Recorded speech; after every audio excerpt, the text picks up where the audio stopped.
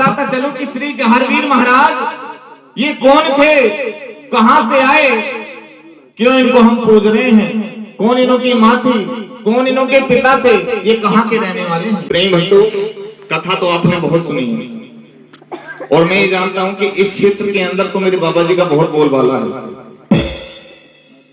शायद किसी और देवता को इतने ना मानते हो जितने मेरे नीले घोड़े वाले को मानते हैं। प्रेम भक्तों, यही पड़ोस में मेरा एक मामा है, एक क्या मामा तो 5 है, लेकिन एक आदमी ऐसा है कि उसके इस क्षेत्र में नाम भी है जागरण लाइन में, और मैं उसी का शिष्य हूं। प्रेम भक्तों, श्री जहारवीर महाराज एक क्षत्रिय चौहान राजपूत घराने से हैं। इनका जन्म एक राजकुल के अंदर हुआ, राजघराने में हुआ। इनके पिताजी का नाम था राजा जेवर, और राजा जेवर के पिताजी का नाम था दादा उमर, और दादा उमर के पिताजी का नाम राजा घोड़े भाव सिंह के पिताजी का नाम राजा कट्टार सिंह के पिताजी का नाम राजा त्रिलोक चंद्र। प्रेम भक्तों, श्री जहारवीर महाराज की प्रणाली है। श्री जहारवीर महाराज एक राजकुल में पैदा हुए। इनके पिताजी का नाम था राजा जेवर और राजा जेवर के पिताजी का नाम था दादा उमर मुरादाबाद संभल के रहने वाले थे। प्रेम भक्तों, पहले राजा महाराजाओं में युद्ध हुआ करते थे, तो एक बार दादा उमर का युद्ध हुआ जिसमें उन्होंने 1.25 लाख बागड़ और 80 गांव हरियाणा युद्ध में जीत लिया। उसके अंदर एक छोटी सी बस्ती बसाई जिसका नाम रखा गया दादा खेड़ा। आज भी भक्त लोग जाते हैं दर्शन करने के लिए, तो सर्वप्रथम सबसे पहले ददरेवा में ही जाते हैं, अपने घर से पूजन करेंगे। जमुना जी को पूजने के बाद में दादा खेड़ा में जाते हैं।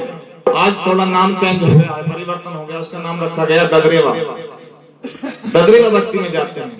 कौन कौन भक्त गए हैं बागड़? सभी लोग गए हैं। उस बस्ती के अंदर एक आलीशान महल बनवाया और धीरे धीरे राजा और रानी प्रेम पूर्वक अपनी जिंदगी व्यतीत करने लगे। समय बीतता गया मेहरबानों, उनको 3 संतानें पैदा हुई। दादा उमर के 3 संतानें थी। बड़े बेटे का नाम जेवर और छोटे बेटे का नाम नेवर सिंह। उनकी एक बहन थी जिसका नाम था छबील दे। प्रेम भक्तों, कहने की बात होते हैं, दोनों बेटे शादी हो गए।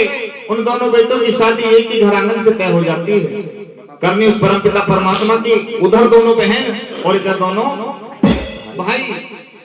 राजा जेवर के लिए बाछल और राजा नेवर के लिए काछल बिहार करके आ गई। समय बीतता गया, दोनों रानियों में से किसी को भी कोई संतान पैदा नहीं हुई। 12 वर्ष हो गए। राजा और रानी बड़े भावुक होने लगे।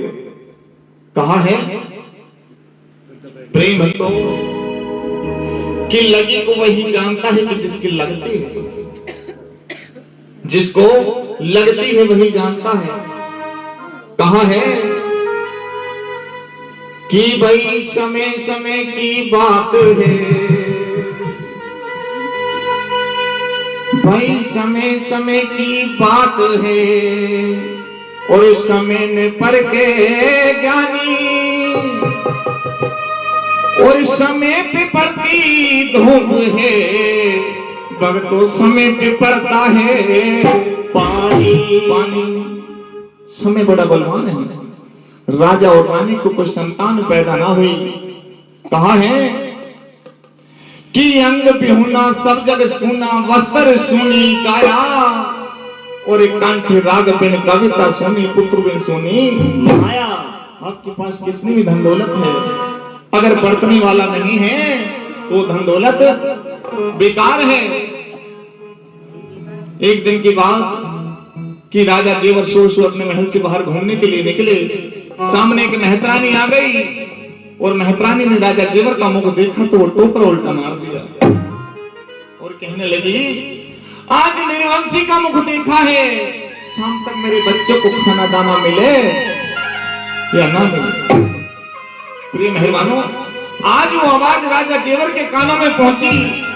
राजा जेवर आंखों से रो गए, कहने लगे, ए बांदी, तेरे खाने दाने का प्रबंध तो एक दिन का क्या, मैं 7 जन्म तक का कर दूंगा, लेकिन तूने जो ये बोली का जख्म मुझे दिया है इसका मरहम इस दुनिया में मुझे कहीं नहीं मिलेगा। रोने लगे हैं और रोते हुए कहां अपने महलों के अंदर आ गए। महारानी भी रो गई देख के राजा जी उसको, कहने लगी राजन क्या बात है, आप ऐसे इस तरीके से क्यों रो रहे हैं, क्या बात है, क्या कारण है उदास होने का। राजा जेवर रो रो कर कह रहे हैं कि महारानी जिस प्रजा पर हम राज करते हैं ना, ये प्रजा भी हमारा मुख देखना नहीं चाहती महारानी।